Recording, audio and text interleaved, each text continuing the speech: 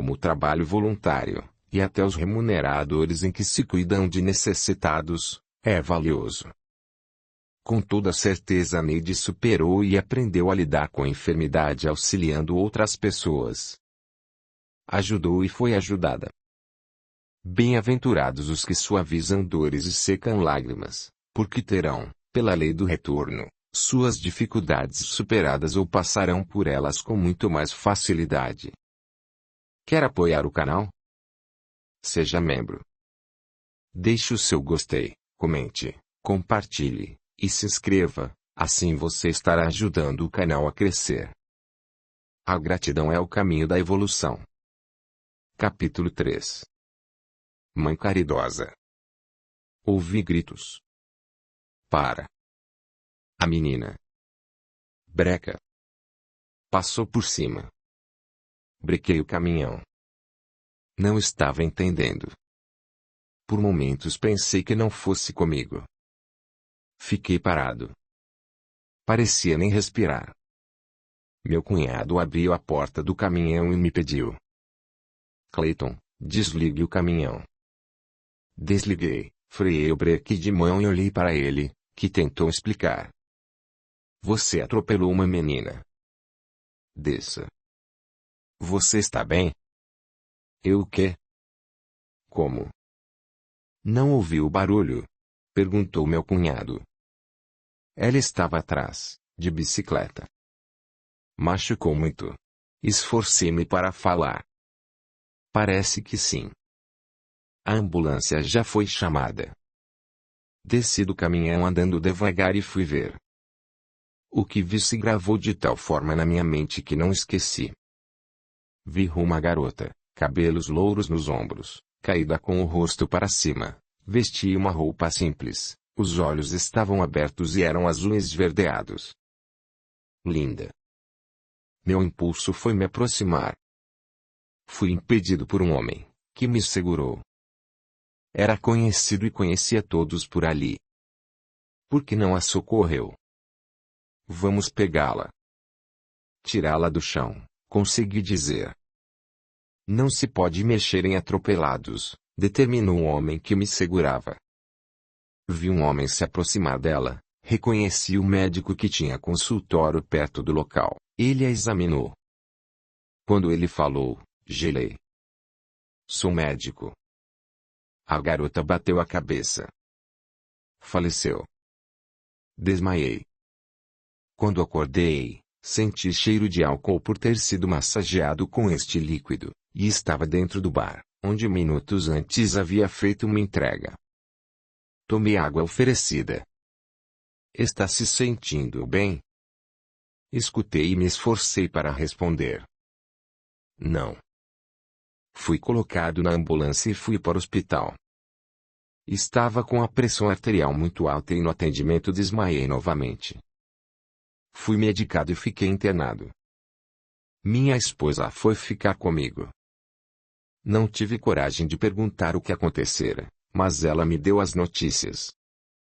Meu irmão levou o seu caminhão para a garagem, antes ele fez as 2 entregas que faltavam. O médico aqui do hospital que o atendeu me disse que sua pressão estava alterada e não estava cedendo com a medicação, e, se sua pressão ficar por 12 horas normal, você poderá sair do hospital. Nossos filhos ficaram em casa, minha mãe foi fazer companhia a eles, ela fará o jantar. Ela se calou, eu a olhei. Estávamos casados havia 12 anos, quando casamos, gostávamos um do outro, mas, naquele momento, pensava que nos acostumáramos a ficar juntos. Não discutíamos, mas éramos mornos. Como ela não falou do acidente, resolvi perguntar, teria de saber mesmo. O que aconteceu? Fiz a entrega, entrei no caminhão, fui sair, manobrei o caminhão, escutei gritos. Seu irmão me tirou do caminhão e vi a menina caída. Ela morreu? Escutei isto antes de desmaiar.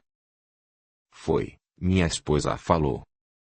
Calou-se, pensei que ela estava escolhendo as palavras ou criando coragem para contar. Fale, por favor, pedi. Você saiu do bar onde fez a entrega, entrou no caminhão, penso que afobado como sempre.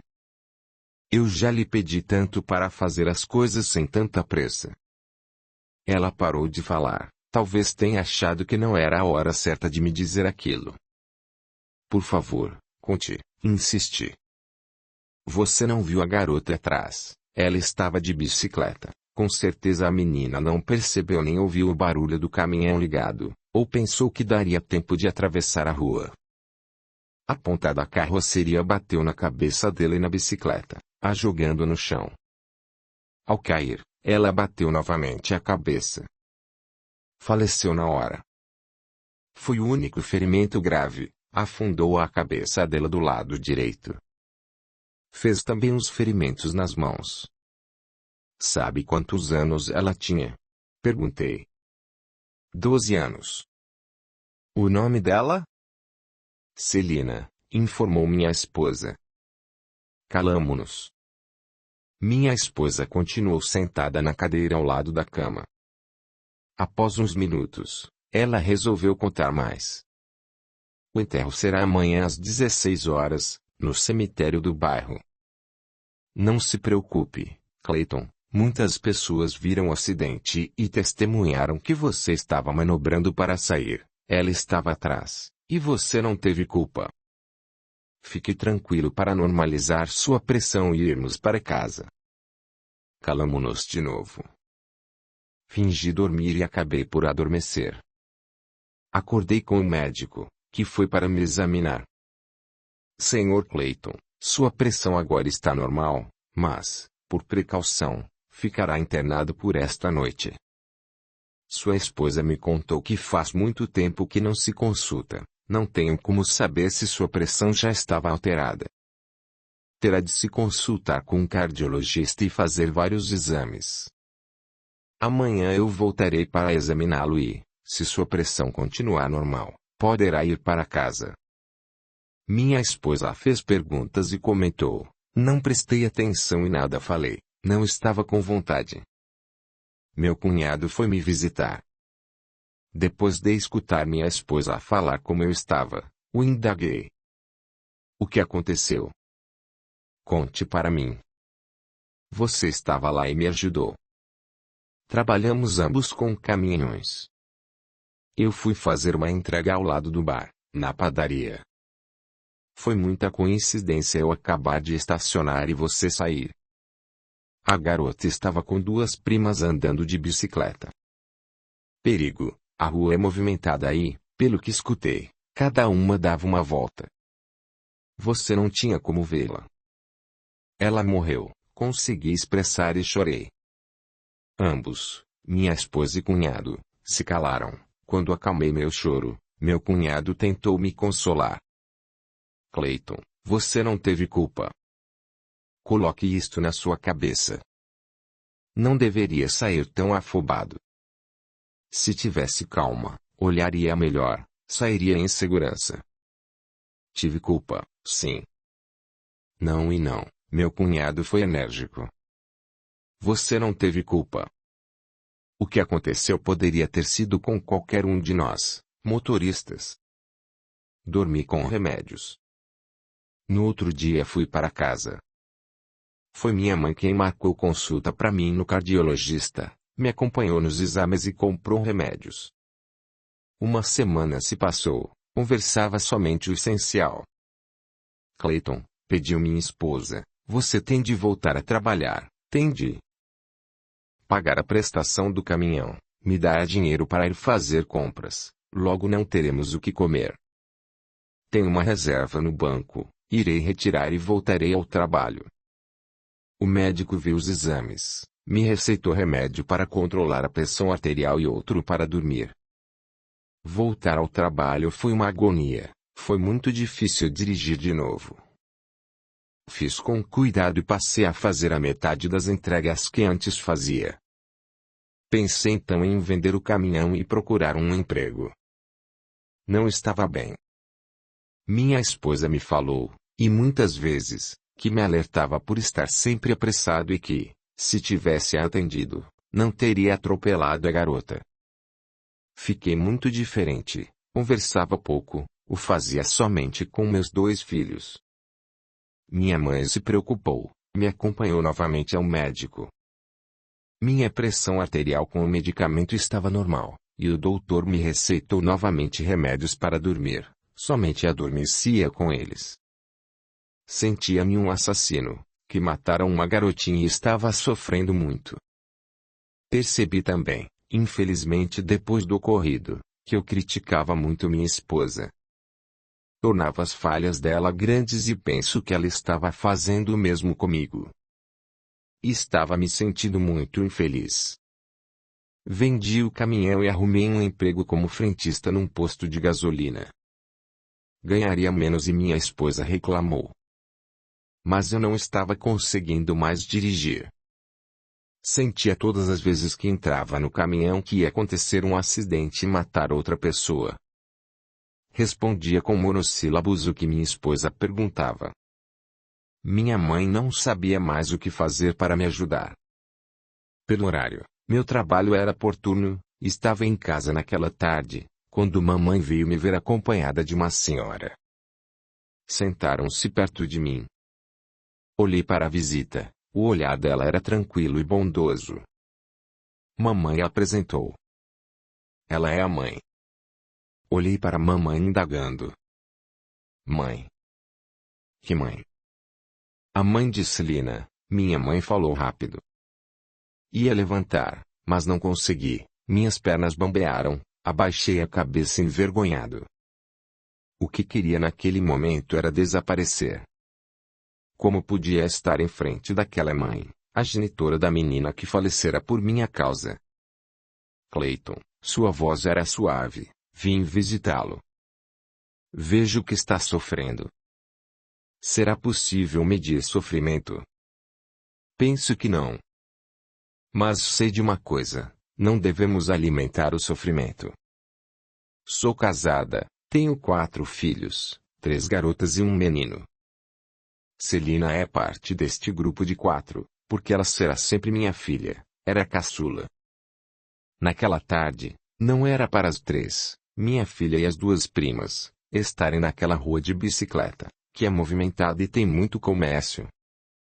Quero que fique claro que acredito ter sido um acidente e que minha querida Celina findou seu tempo aqui conosco e foi para o céu. Amo meus filhos, amo Celina. Não é por ela não estar aqui presente que estamos separadas. O amor une. Existe culpado nesse acidente.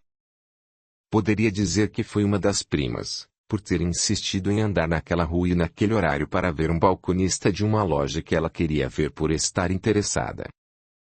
Tive de conversar com esta minha sobrinha, porque ela se sentia culpada. O acidente poderia ter acontecido com qualquer uma delas.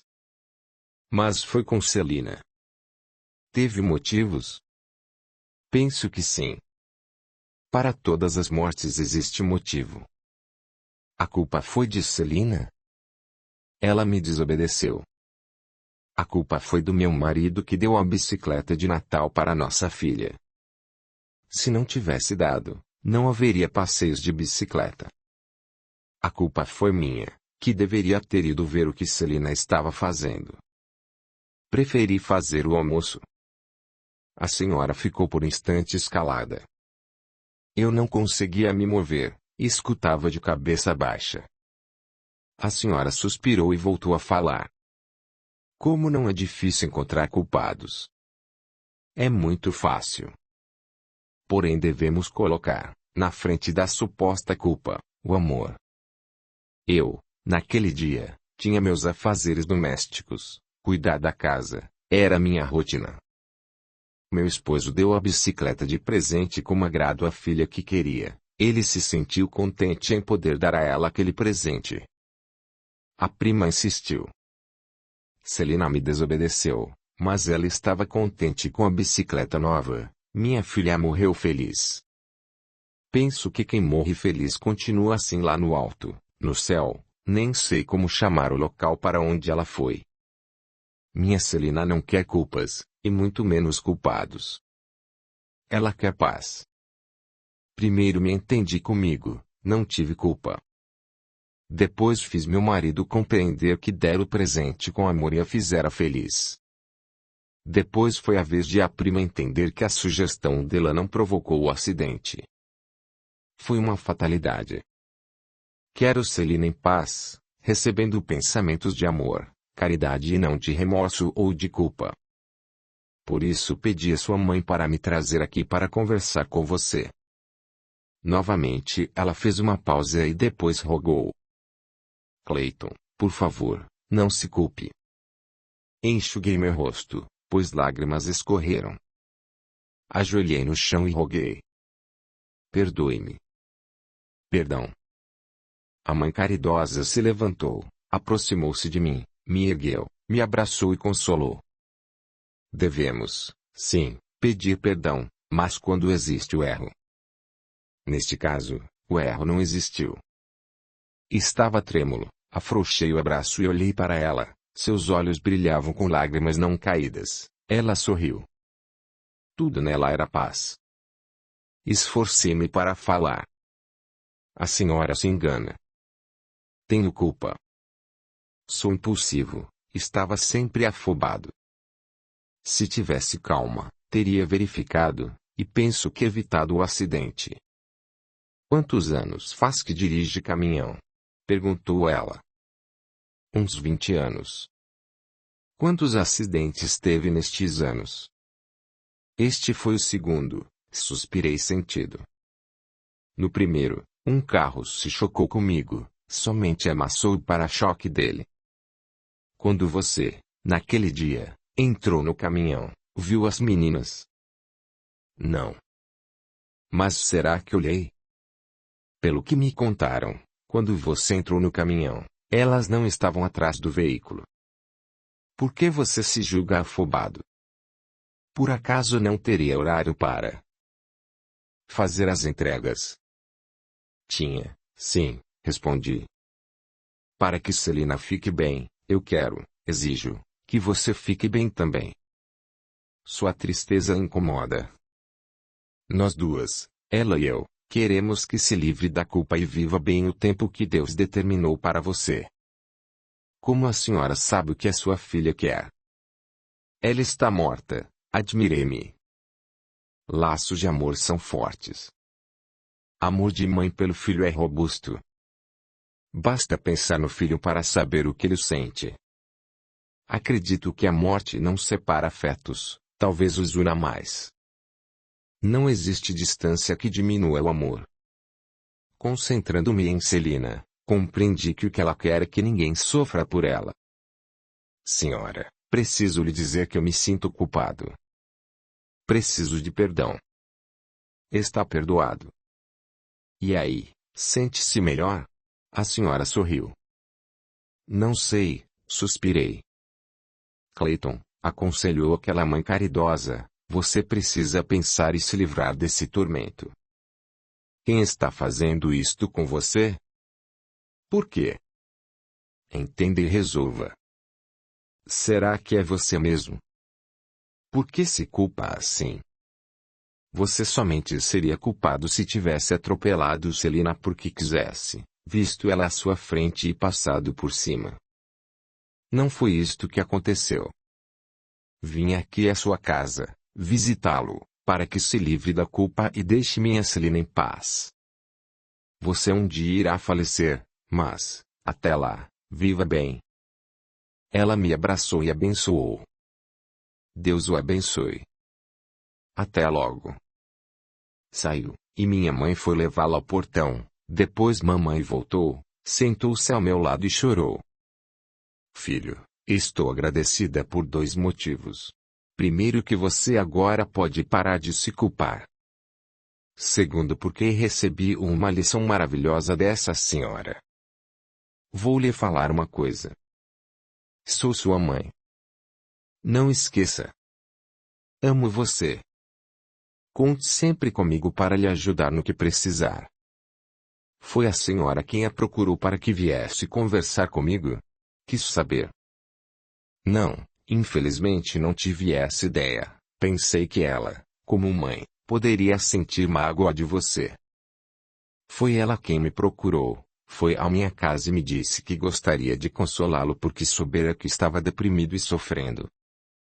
Confesso que temi, pensei que queria acusá-lo, mas, ao estar perto dela, senti sua bondade, tranquilidade e a trouxe aqui. Ainda bem que fiz isso. Mamãe, vou agora chorar até acabar a vontade. A senhora tem razão.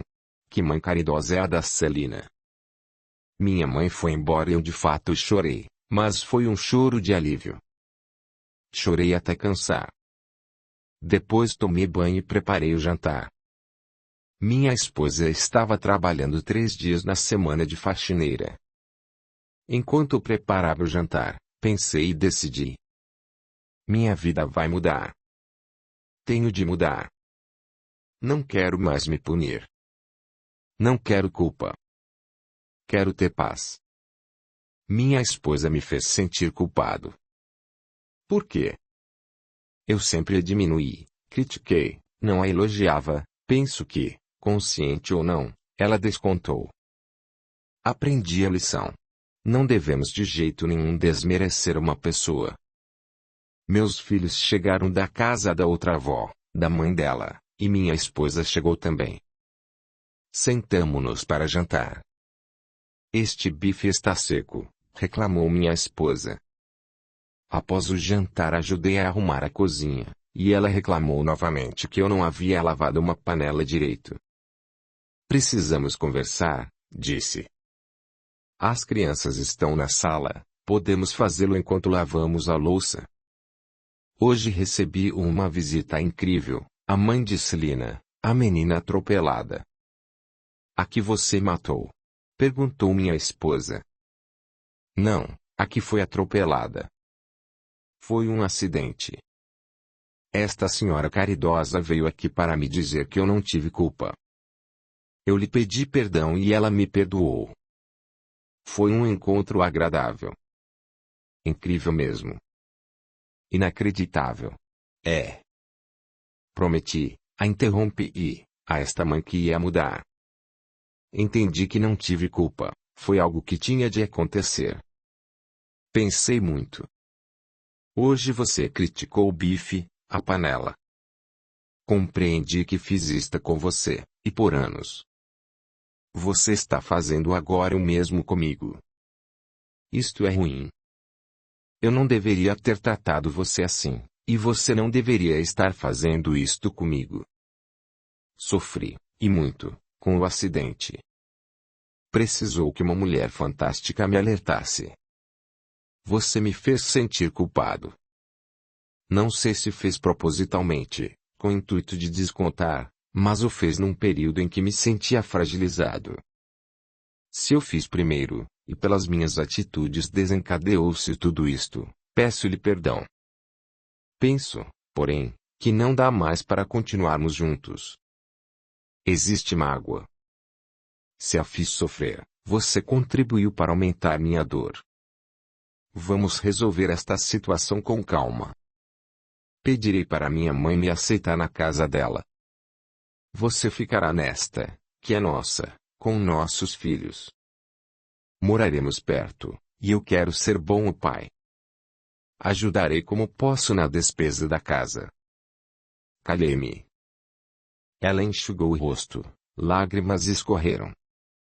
Não falou nada. Acabamos de arrumar a cozinha. Fui deitar, entraria no trabalho no outro dia às 5 horas. No outro dia, ao chegar em casa, fui almoçar. Minha esposa não fora fazer faxina. Enquanto me alimentava, ela sentou-se ao meu lado e disse: Não quero me separar. Quero tentar. Vamos nos dar uma outra chance. De fato, você, desde que casamos, nunca me elogiou, sempre me criticou. Pensei muito e concluí que sentia, no íntimo, satisfação em diminuí-lo. Não calculei que estivesse sofrendo tanto. Vamos prometer, nós dois, não criticar mais um ao outro. Vamos tentar. Se em 3 meses não conseguirmos nos entender, aí nos separamos. De fato mudei, esforcei-me e voltei a ser alegre, conversar com as pessoas, amigos e muito com meus filhos. Passei a ajudá-los nas tarefas escolares. Soube de uma vaga de emprego no estacionamento que era um prédio. Resolvi fazer o teste. Dirigia muito bem. Passei e mudei de emprego, ganhando muito mais, e o horário era comercial, com folga aos domingos. Cumprimos, minha esposa e eu, a promessa e passamos a nos entender. Disse a ela que não precisava mais fazer faxinas, mas ela quis trabalhar, assim, 3 vezes por semana, ia ser babá de 3 crianças pequenas. Tornei-me outra pessoa. Mais amável, fazia de tudo para ser bom colega de trabalho, ser bom filho, não esquecer o que minha mãe me fizera, ser bom pai, e nunca mais critiquei. Às vezes, no começo, ia falar algo depreciativo, lembrava e mordia a língua. Acabei por não criticar mais. Minha esposa e eu continuamos juntos. Anos se passaram. Não esqueci o acidente, de Celina caída no chão, da mãe caridosa dela. Desencarnei 25 anos depois desse acidente. Estava aposentado, os filhos casados e com 5 netos. Senti-me mal, fui internado, piorei, estava com trombose, complicou com doença renal e desencarnei. Minha mãe havia mudado de plano havia 15 anos, me socorreu, me ajudou na adaptação, tentei me acostumar com a nova forma de viver e consegui. Quis ver Celina, pedir perdão a ela. Audiolivro realizado pelo canal Surya Chand Audiobook. Mas quem me recebeu foi a mãe dela. Chorei emocionada em revelar e agradeci. Ela me deu a notícia. Clayton, Celina, 5 anos depois, reencarnou, é filha de uma de minhas filhas. Peguei-a no colo como neta. Não é maravilhoso? Claro que eu, na época, não sabia, tenho muitos netos e os amo muito. Vim a saber que Celina reencarnara aqui no plano espiritual. Ela está bem, é linda, sadia e desta vez está planejando viver muito tempo encarnada. 1000 obrigados, emocionei-me. 1000 de nadas, sorriu ela. A senhora foi muito caridosa. Fiz, Clayton, o que tinha de fazer. Uma coisa certa. Quando somos justos e aliviamos o sofrimento alheio, o fazemos também com o nosso penar. É o retorno dos atos bons. Foi muito bom esse nosso encontro. Estou bem no plano espiritual, aprendo para ser útil e sou muito grato. Clayton. Perguntas de Antônio Carlos. Você, no seu relato, não citou religião. Seguiu alguma? Minha mãe era católica, meu pai, evangélico, eu ia ora numa, ora na outra, sem seguir nenhuma. Depois de casado, continuei ora agradando papai, ora minha mãe. Quando recebi a visita da mãe de Celina, pensei muito no que ela dissera, que sentia filha. Esta senhora era católica. Comentado o fato com um colega de trabalho, ele afirmou ser isto possível, que os espíritas acreditavam neste fato. Ele me emprestou livros espíritas para ler, gostei demais, eram histórias lindas, e fui com ele algumas vezes num centro espírita. Misturei religiões sem me aprofundar em nenhuma. Quando desencarnei, foi minha mãe que me socorreu e ajudou, pude ser auxiliado por ter sido boa pessoa e honesto. O exemplo desta mãe admirável me fez compreender a todos e a fazer o bem como eu havia recebido. Encarnado, fiz parte de um trabalho voluntário da Igreja Católica de entrega de alimentos. Ia com os evangélicos visitar penitenciárias. Procurei consolar pessoas, dar bons conselhos. Consolei, assim como fui consolado. E que consolo recebi! Você e sua esposa tiveram depois bom convívio. Quis saber. Sim, tornamo-nos amigos, porque o amor entre casal acabara.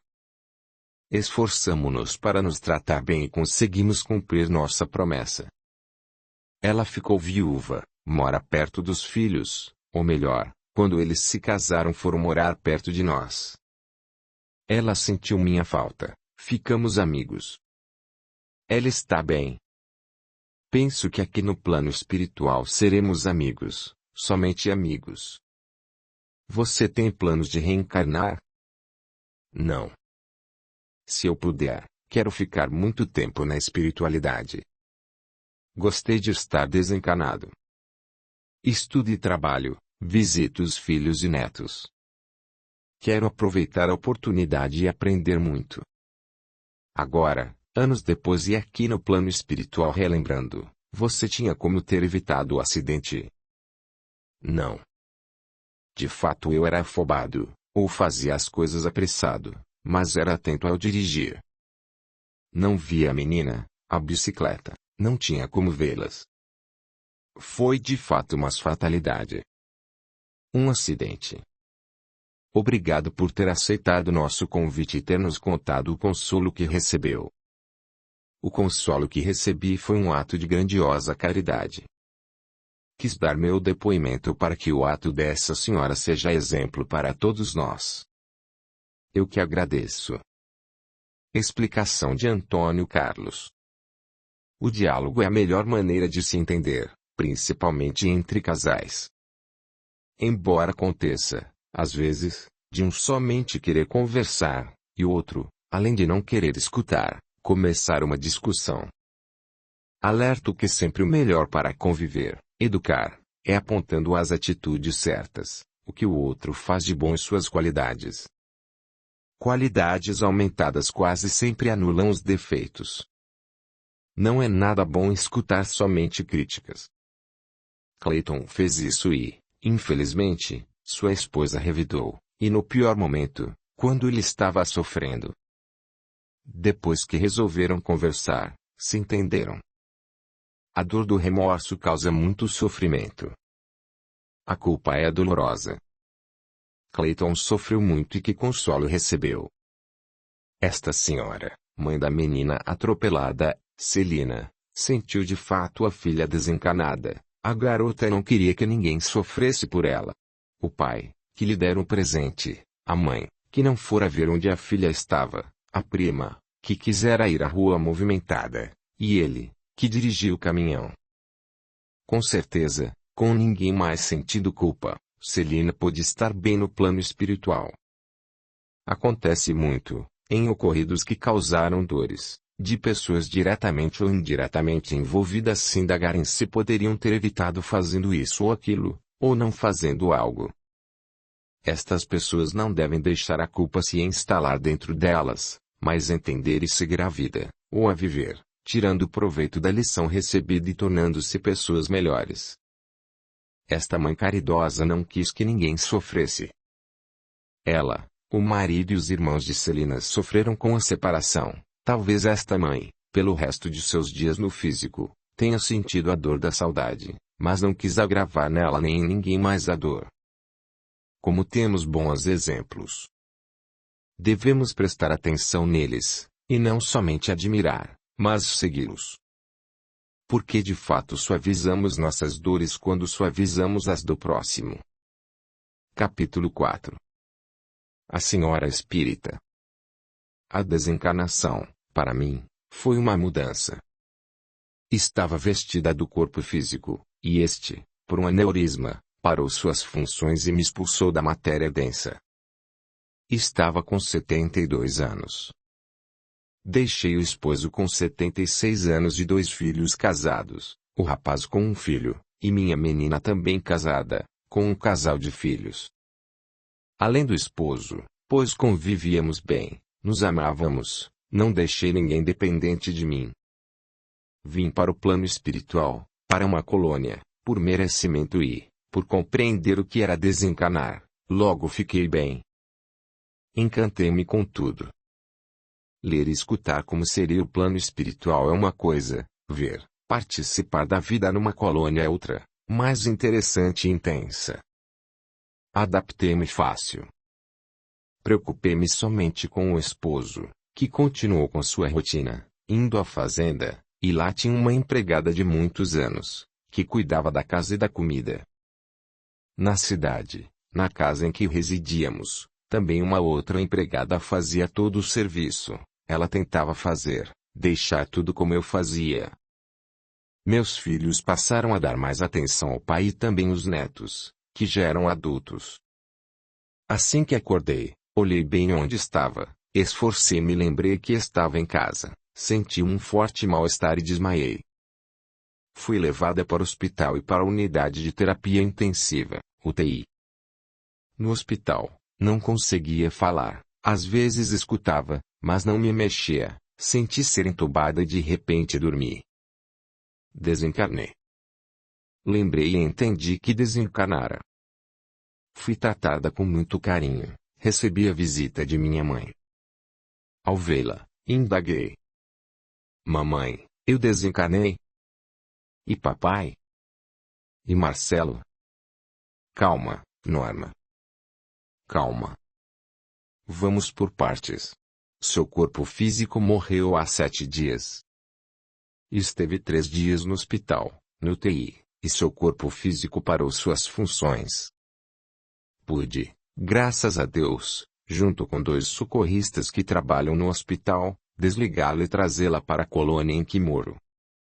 Seu pai, que há muitos anos deixou o plano físico, retornou a ele, reencarnou, há 5 anos. É um garoto esperto, sadio e muito bonito. Marcelo também voltou a vestir um corpo carnal. Eu estou aqui para lhe dar as boas-vindas e ajudá-la a se adaptar na sua nova forma de viver. Irá gostar daqui. Realmente amei a vida no colônia, logo estava me sentindo sadia, esperta e com muita vontade de aprender. 10 meses depois, mamãe me trouxe ao plano físico para uma visita rápida para ver meu esposo, filhos e netos. Meu marido estava muito saudoso, mas se esforçava para que sua dor fosse amenizada, porque não queria me atrapalhar. Chorei emocionada pelo carinho, ele queria que eu ficasse bem e não queria me preocupar. Quis ver meu pai, mamãe me levou para vê-lo. Estava reencarnado num lar estruturado, onde os pais, religiosos, espíritas, o educavam com amor. Eu era muito grata a ele. Quis abraçá-lo, mamãe impediu. Não, Norma, você veio somente para revê-lo, não fique emocionada, não o abrace. Seu pai, aquele que foi meu esposo, companheiro, esqueceu e agora está tendo uma nova oportunidade de estar encarnado para aprender. Ele pode sentir sua emoção, não entender, se sentir saudoso e talvez ficar triste. Isto não é bom. Desejei de coração que aquele que fora para uma encarnação meu genitor estivesse sempre bem. Quis muito ver Marcelo, meu filho que desencarnara com 16 anos e de forma trágica. Mamãe me levou, entramos numa casa simples, ele estava assentado no tapete, vendo televisão. O físico que eu revestia nada lembrava do meu Marcelo, que fora sadio e bonito. Ali estava Heitor, um mocinho. Estava com 18 anos, magro e com braços longos. Ele balançava o corpo num vai e vem cadenciado. Mamãe me explicou. O nosso Marcelo é agora Heitor, tem autismo em grau elevado, fala pouco, é metódico, se desespera e entra em crise de gritos e se debate se sai da rotina. É o 3º filho, os irmãos e os pais trabalham, e ele fica em casa com uma das avós. O casal, com tantos problemas, não procurou um bom tratamento para o filho. Mamãe fez uma pausa e voltou a explicar. O dia dele é rotina. Às segundas, quartas e sextas-feiras ele come determinado alimento, terças, quintas e sábados, outro, e, aos domingos, macarronada. Se fizer algo diferente, ele não come e chora. Ele foi, por 5 anos, a Associação de Pais e Amigos dos Excepcionais, APAE, mas não conseguiu aprender a ler. Vê televisão em horários certos e balança muito o corpo. Não aceita nada de novo. Vê filmes, fitas, revê a cada dia um dos 17 que tem, todos para crianças, não assiste à televisão aberta, Não gosta que mudem os desenhos. Os pais o levam ao médico e ao dentista e, quando tem de fazer algum tratamento, tem de sedá-lo. Eu venho visitá-lo 2 vezes por mês. Mamãe, é difícil ver meu Marcelo assim, queixei-me. Filha, você sabe que ele está tendo a lição que o fará aprender e que poderia ser pior. Por quê, mamãe? Ele reencarnou com deficiência. Ele não se arrependeu? Marcelo, mamãe explicou, havia, dias antes, verificado a arma, colocado balas no revólver e decidira que, se a namorada não quisesse mais, ele se suicidaria. Infelizmente planejou. Arrependeu-se, foi socorrido, mas a lesão ficou, necessitando assim de se harmonizar, e o faz como Heitor. Marcelo, Heitor tem consciência de como está vivendo? Quis saber. O espírito dele sente às vezes. Um exemplo para que você entenda. É como saber tocar bem um instrumento musical e, ao pegá-lo para tocar, verificar que este está danificado. Quando venho visitá-lo e ele está dormindo, ou seja, quando seu corpo físico dorme, ele, afastado em perispírito, me abraça, sente que gosta de mim, é grato pela visita, mas não se lembra de nada do passado. Gostaria de fazer isto, abraçá-lo, desejei. Talvez um dia, agora você precisa ficar mais equilibrada, saber como fazê-lo para não prejudicá-lo. Se fizer isto e se emocionar, pode afetá-lo. Voltei à colônia triste, embora entendesse que meu Marcelo estava tendo a lição necessária. Passei, com mamãe, a visitar minha família Marcelo. Quando pude ir à noite, foi gratificante. Nós o vimos adormecido. Ele dormia num quarto pequeno, ao lado do de seus pais, e sozinho. Porque às vezes ele acordava à noite, gritava, e a mãe corria para abraçá-lo até que se acalmava e voltava a dormir. Entramos, mamãe e eu, no quarto, e minha mãe o chamou baixinho. Heitor, Heitor. Seu espírito, revestido do perispírito, levantou-se do leito, deixando o corpo físico adormecido. Ele ficou ligado pelo cordão prateado. Abriu os olhos e sorriu. Mamãe o abraçou. Heitor querido. Fique bem. Não fique nervoso, tente ficar sempre calmo. Está bem? Ele afirmou com a cabeça e sorriu. Aí me viu e apertou o braço de minha mãe. Heitor, esta é uma mulher boa, ela veio somente lhe dizer um oi. Oi, eu disse. Oi, ele tentou sorrir e me observou. Ficamos nos olhando por uns 10 segundos, sorri e não consegui falar, tentei lembrar do que havia planejado, mas, no momento, somente me esforcei para não me emocionar. A senhora gosta de mim? Perguntou ele. Sim, muito. Gosto, sim, consegui falar. Vovó, estou sentindo dores nas costas, queixou-se ele.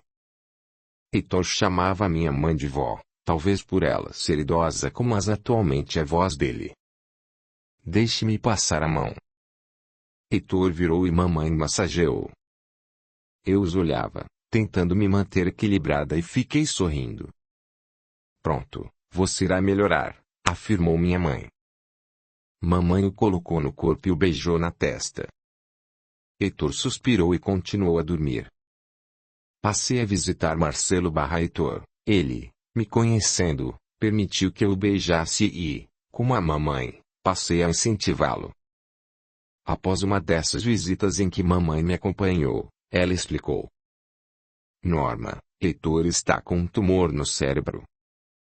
Logo a doença se manifestará, com certeza terá de fazer tratamento. Está previsto ele desencarnar logo. De fato isto ocorreu. Foi muito sofrimento. Heitor sofreu com dores e hospitalizações, mas desencarnou tranquilo. Mamãe e eu o socorremos. Nós o levamos à parte da colônia onde se abrigam crianças. Heitor sentia ser criança, Ele se lembrou de nós e, aos poucos, se libertou dos reflexos de suas enfermidades, se sentiu jovem, sadio e se adaptou à vida espiritual, sentia-se grato e com vontade de aprender. Ele não se recordou de sua encarnação anterior, na qual recebera o nome de Marcelo. Nós duas, para ele, éramos amigas. E o consolo? Sim, recebi, e foi muito importante para mim. Meu esposo era um pai severo, e eu, como mãe, escondia muitas coisas dele e dos nossos filhos. Eram pequenos problemas, e mais os de Marcelo. Os dois mais velhos nunca deram problemas. Marcelo era o caçula, com uma boa diferença de idade dos irmãos. Marcelo estava com 16 anos quando se apaixonou, teve mesmo uma paixão doentia por uma moça de 24 anos, a qual, somente depois, soube que gostava de namorar adolescentes, deixá-los apaixonados e depois desprezá-los. Marcelo começou a me pedir mais dinheiro, queria ir a barzinhos, dar presentes a ela. Dei, mas não o bastante. Foi depois também que descobri que ele vendera seus jogos, brinquedos caros que havia guardado, sua bicicleta e até sua jaqueta de couro e 2 tênis. Suas notas na escola abaixaram muito. Conversei com ele, que prometeu se recuperar. Não contei nada disto ao meu marido. Percebi que ele estava triste, o vi com olhos vermelhos, como se tivesse chorado, e estava se alimentando pouco. Meu outro filho diagnosticou. Não se preocupe, mamãe, a namorada deve ter brigado com ele. Passa logo. Resolvi ter paciência. Achei mesmo que amor de adolescente é como uma tempestade arrasadora, que dura pouco e passa logo. Nessa época, minha filha estava casada e tinha um filhinho de meses. O outro filho estudava em outra cidade. Meu marido estava na fazenda e, naquela sexta-feira, estávamos em casa Marcelo e eu. 2 horas da manhã acordei assustada. Alguém tocava a campainha insistentemente. Levantei-me e abri a porta do quarto de Marcelo, ele não estava. Corri para a porta da entrada e perguntei quem era. Sou eu, mamãe, ouvi Marcelo. Perdi a chave, e um policial está comigo. Meu coração disparou mais ainda. Abri a porta. Marcelo estava com a roupa e os cabelos molhados. Tinha um pequeno ferimento na testa. O policial resolveu explicar.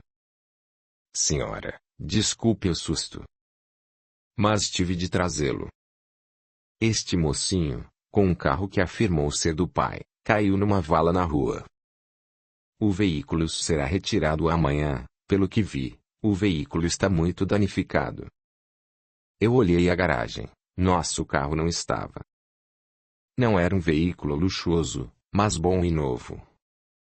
Não consegui falar. O policial com certeza queria ir embora e falou. Senhora, aqui está seu filho.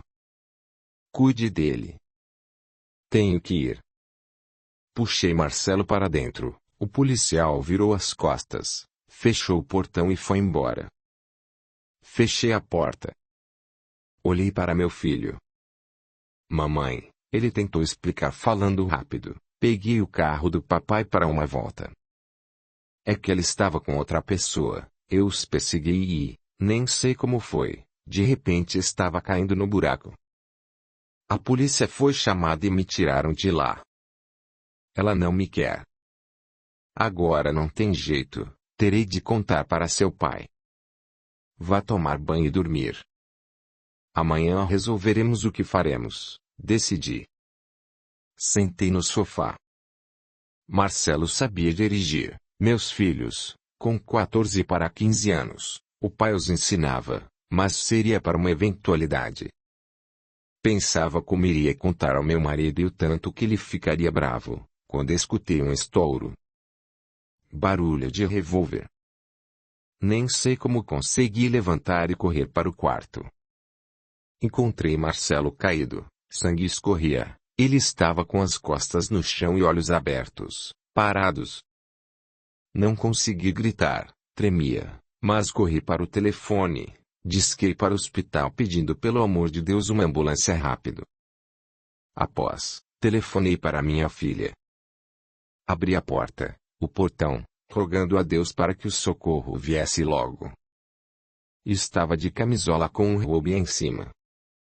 A ambulância e minha filha chegaram juntas. Vi, meio alheia, pegarem Marcelo, o colocarem na maca e, após, na ambulância, então seguiu para o hospital. Fique aqui com sua mãe, eu vou para o hospital, decidiu meu genro. Meu genro saiu. O que aconteceu, mamãe?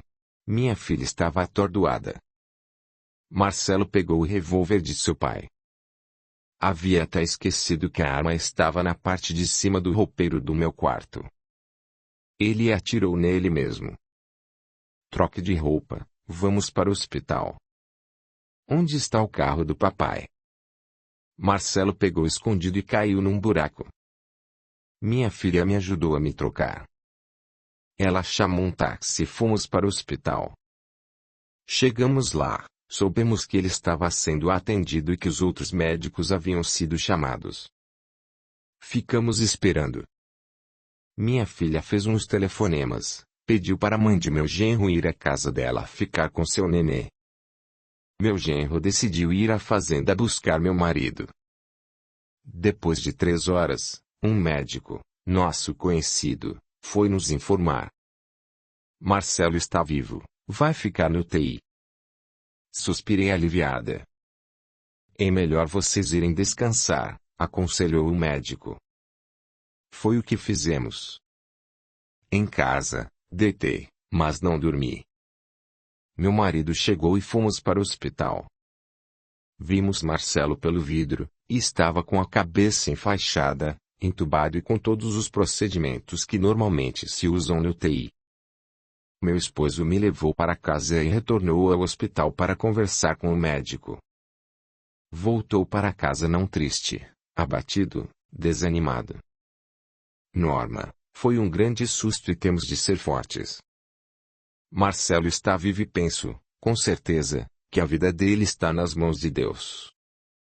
O médico me afirmou que fizeram tudo o que foi possível e que continuarão fazendo.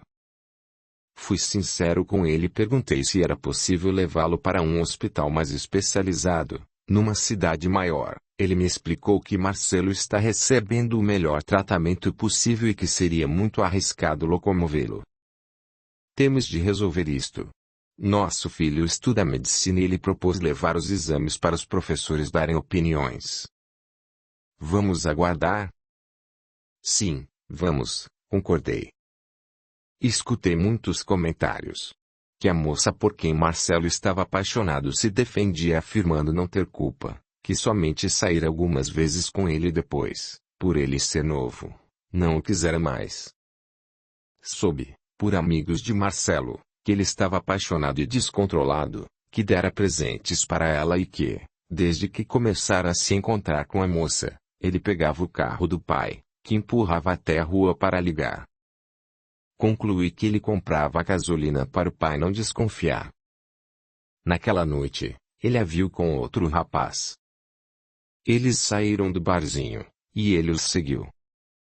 O motorista do outro carro acelerou para despistá-lo e meu filho o fez também, mas não conseguiu fazer uma curva e caiu num buraco de uma obra que a prefeitura estava fazendo e, por ter chovido forte à tarde, no buraco, havia água e lama. A polícia foi chamada, vendo que ele era menor, um policial o trouxe para casa. Pensei que eu poderia ter sido mais carinhosa com ele naquela noite, mas, no momento em que recebi a notícia, me assustei muito, não dei bronca, porém o alertei de que teria de contar para o pai. Não tinha como esconder aquele ocorrido do meu marido. Meu esposo, anos antes, ganhara de presente de um tio e padrinho um revólver. Ele não gostou do presente e o guardamos no armário do nosso quarto, na parte de cima, e esquecemos dele. Eu me lembrava quando ia limpar o armário. Penso que Marcelo, por curiosidade, ou talvez já tivesse pensado em fazer o que fez, olhou a arma verificando como estava. Porque aconteceu tudo rápido. Eu fiquei na sala, ele entrou para a parte dos quartos, subiu num banquinho, pegou a arma e atirou na cabeça quando ainda estava em cima do banco e caiu no chão. Foram dias em que passei atordoada, recebi visitas de parentes e amigos. Ia ao hospital para vê-lo 2 vezes por dia, e através do vidro. Marcelo estava do mesmo modo, inconsciente e entubado.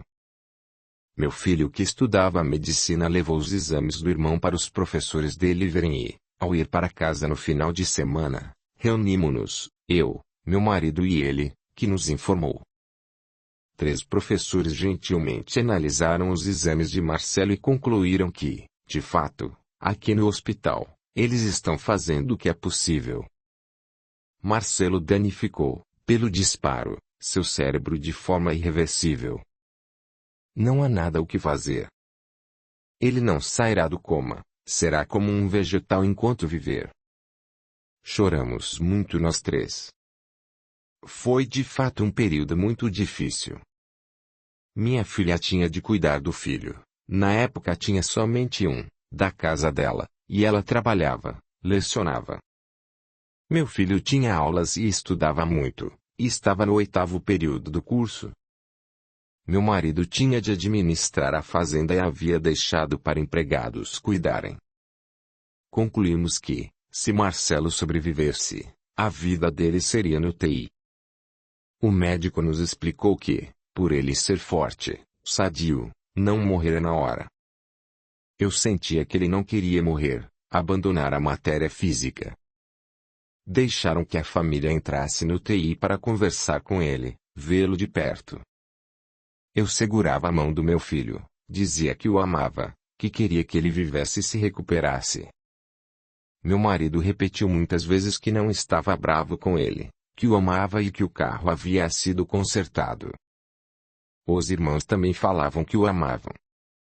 Soube que alguns amigos também o visitaram e também o incentivaram. Eu estava confuso e nem sabia mais o que queria. Marcelo vivo como um vegetal ou ele morto, desencarnado. Ele desencarnou às 4 horas, após 63 dias. Fui ao velório e fiquei alheia, pensei que já havia chorado todas as minhas lágrimas.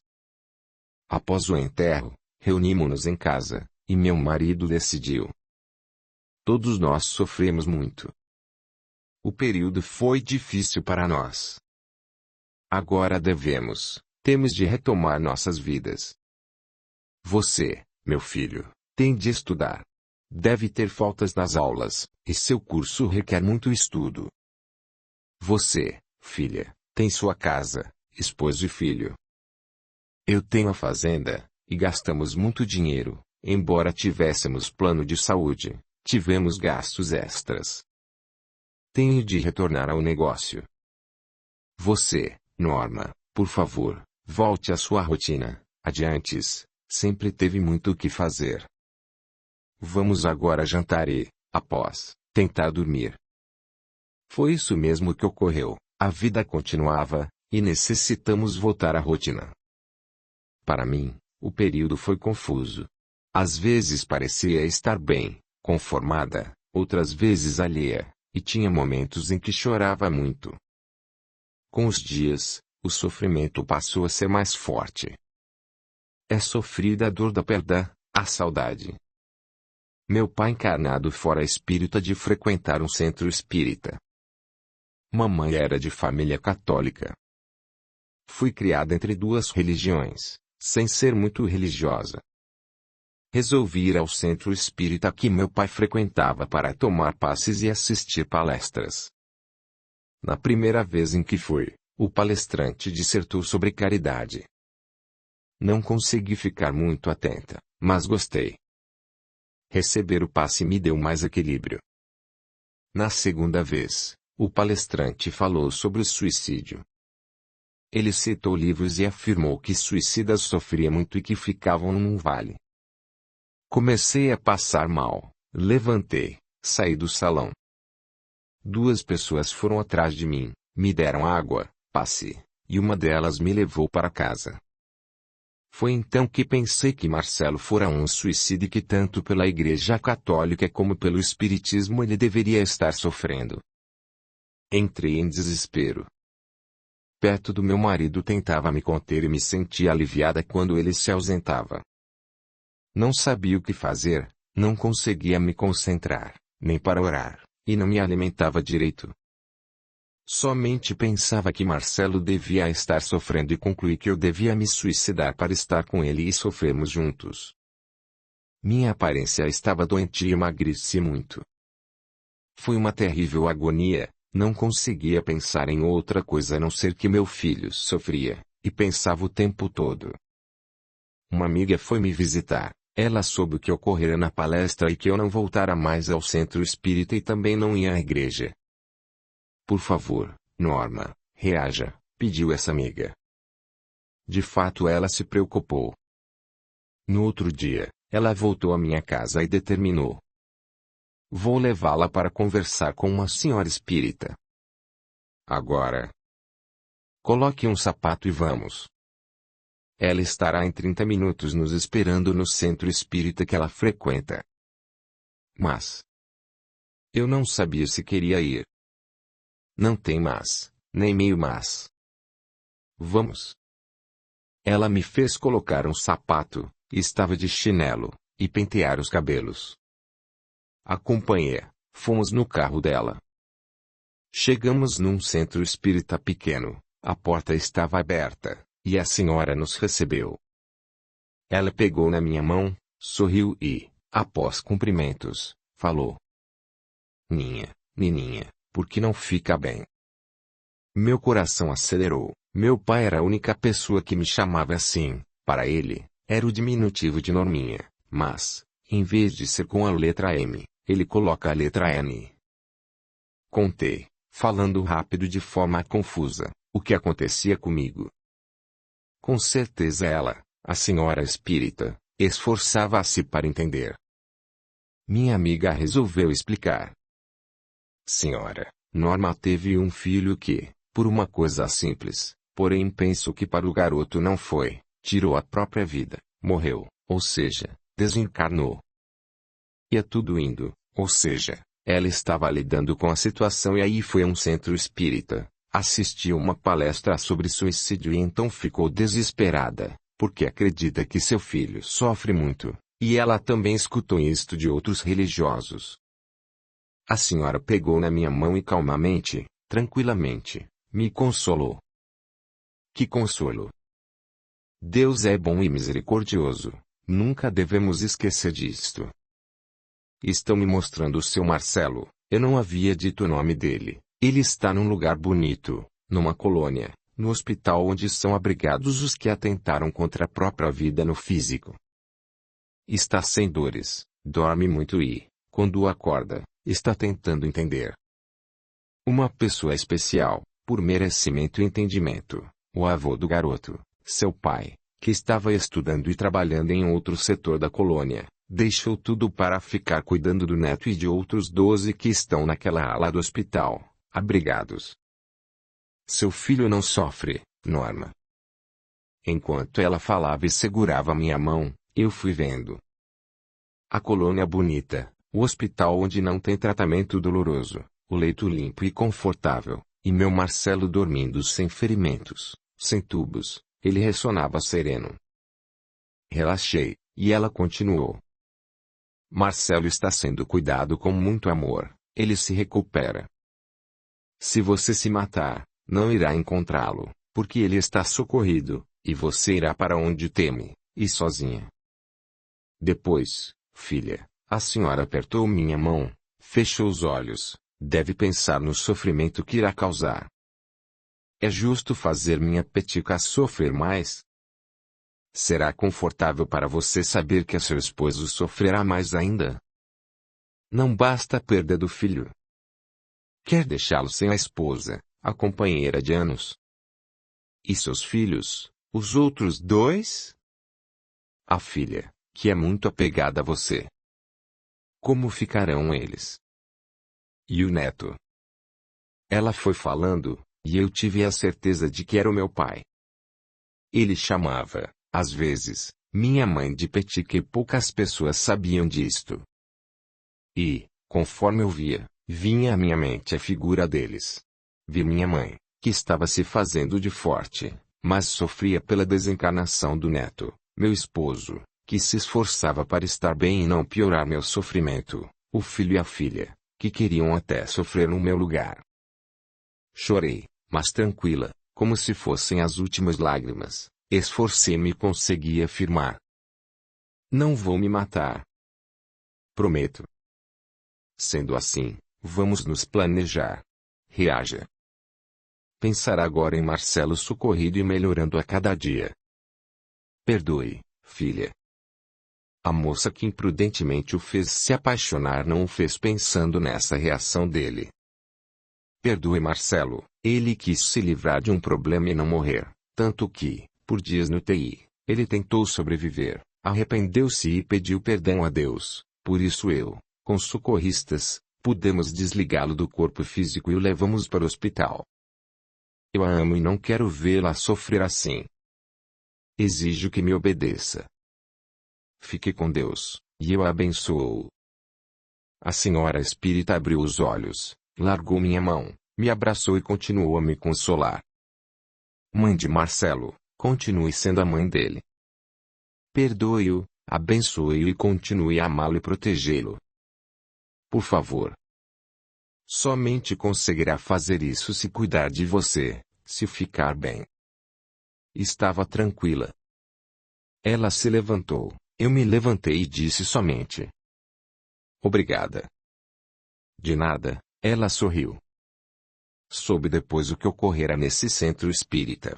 Mamãe me explicou que meu pai, preocupadíssimo, tentava me ajudar e se aproveitou da mediunidade dessa senhora para me dar o recado.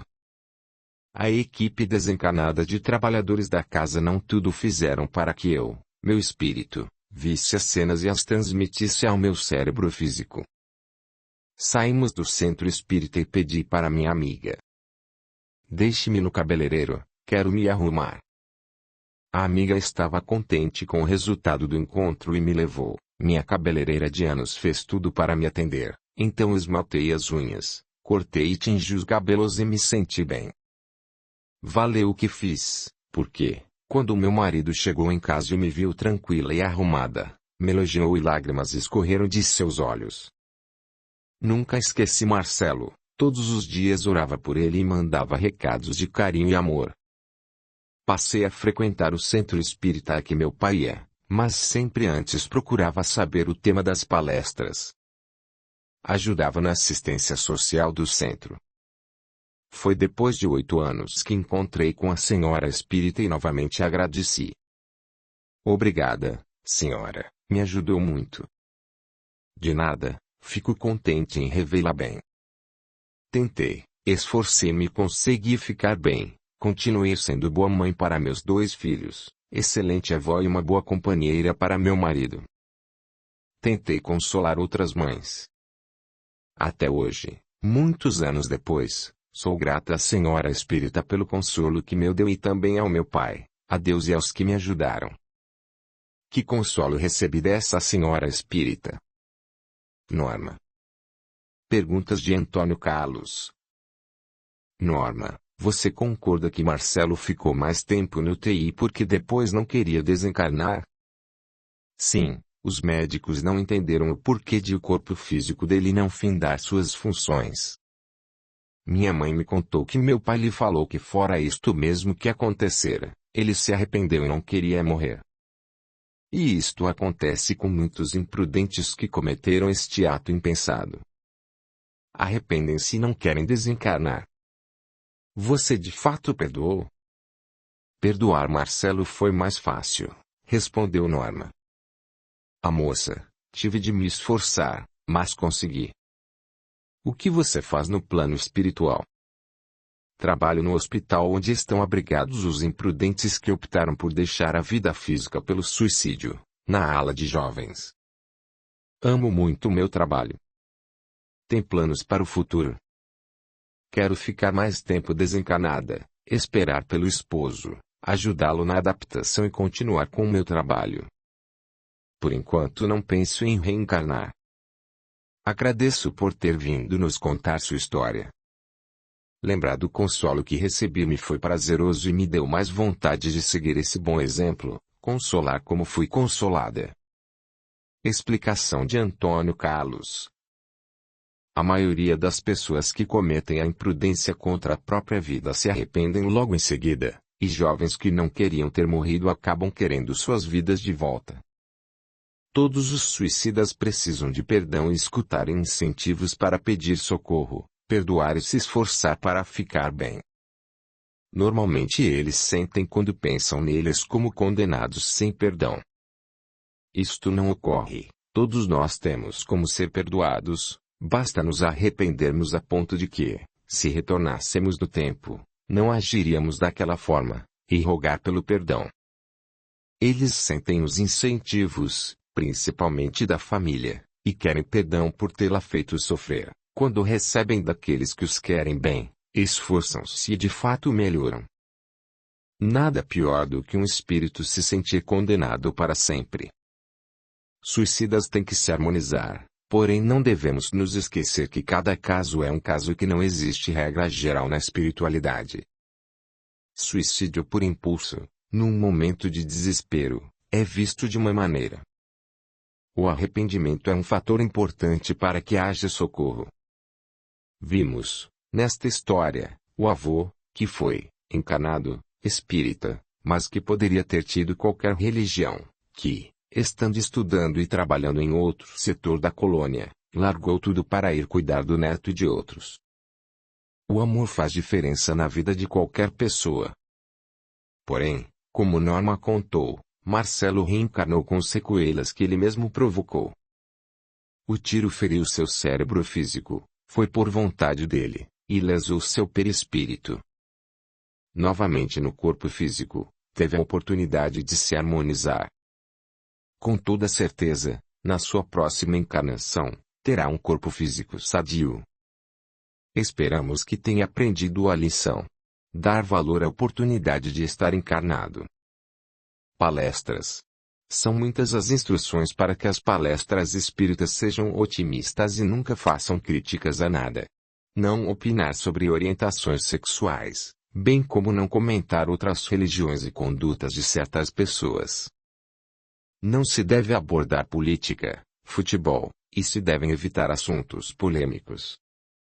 É melhor deixar para abordar temas que podem ser mal interpretados, como aborto e suicídio, para grupos de estudos, nos quais se podem dar opiniões e perguntar para tirar dúvidas. Há tantos temas interessantes e esclarecedores para abordar nas palestras, e estas devem ser tranquilas, ensinar como se deve agir, e não falar o que não se deve fazer. O palestrante do Centro Espírita que Norma foi com certeza não sabia, ao abordar o suicídio, que ali estava assistindo a mãe de um, que se apavorou com o que ouviu e que quase ocorreu outro suicídio.